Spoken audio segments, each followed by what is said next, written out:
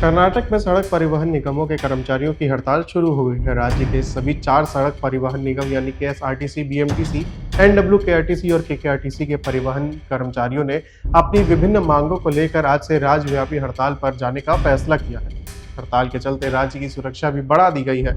इन सभी संगठनों ने अपने कर्मचारियों का काम से दूर रहने का फैसला किया है।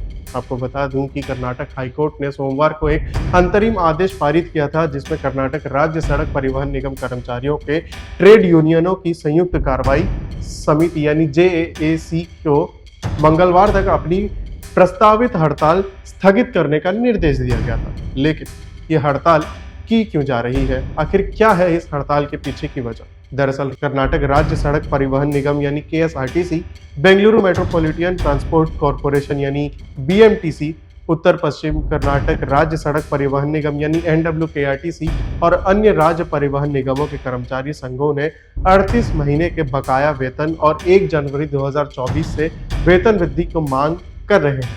इसके अलावा सरकारी कर्मचारियों के रूप में मान्यता, इलेक्ट्रिक बसों के संचालन के निगम के ड्राइवरों की नियुक्ति और 2020-21 की हड़तालों के दौरान दर्ज मुकदमों की वापसी जैसी मांग उठाई गई है। यूनियन नेताओं का कहना है कि सरकार ने उनकी शिकायतों को लगातार नजरअंदाज किया है, जिसके चलते उन्हें हड़ताल का रास्ता अपनाना पड़ा। इस हड़ताल का व्यापक असर मंगलवार सुबह को देखने को मिला, जिससे राज्य के विभिन्न जिलों में सार्वजनिक परिवहन सेवाएं पूरी तरह से ठप हो गई। वहीं दूसरी ओर सरकार ने हड़ताल को रोकने के लिए कई प्रयास भी किए। मुख्यमंत्री सिद्धारमैया और परिवहन मंत्री रामलिंगा रेड्डी ने सोमवार को कर्मचारियों संघ के प्रतिनिधियों के साथ बैठक की, लेकिन कोई सहमति भी नहीं बन सकी। सरकार ने 2 साल के बकाया भुगतान की पेशकश की और शेष राशि पर दावा छोड़ने का आग्रह किया, जिससे यूनियनों ने अस्वीकार कर दिया। अब इसे लेकर एनडब्ल्यूकेआरटीसी की प्रबंधन निदेशक एम प्रियंका ने हड़ताल को अनुचित बताते हुए कहा कि परिवहन एक आवश्यक सेवा है और कर्नाटक हाईकोर्ट के आदेश का पालन होना चाहिए।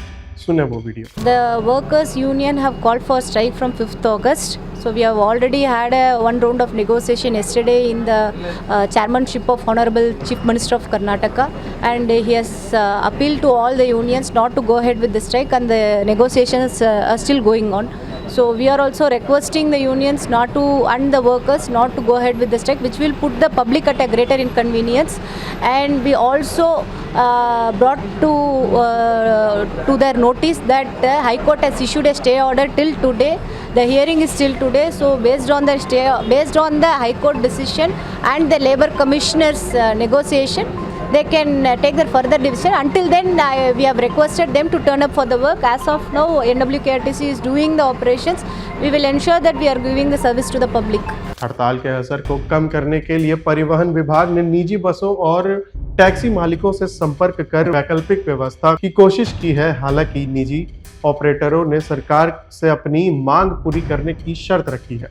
इसके अलावा सरकार ने कर्नाटक आवश्यक सेवा रखरखाव अधिनियम यानी ECA 2013 लागू कर 31 दिसंबर 2025 तक हड़ताल पर रोक लगाने का आदेश भी जारी कर दिया है, लेकिन कर्मचारी यूनियनों ने इसे नजरअंदाज कर हड़ताल शुरू कर दी है। आपको बता दें कि केएसआरटीसी और बीएमटीसी मिलकर प्रतिदिन 1 करोड़ से अधिक यात्रियों को परिवहन सुविधा प्रदान करते हैं। अकेले बीएमटीसी से प्रतिदिन 40 लाख से ज़्यादा यात्री यात्रा करते हैं।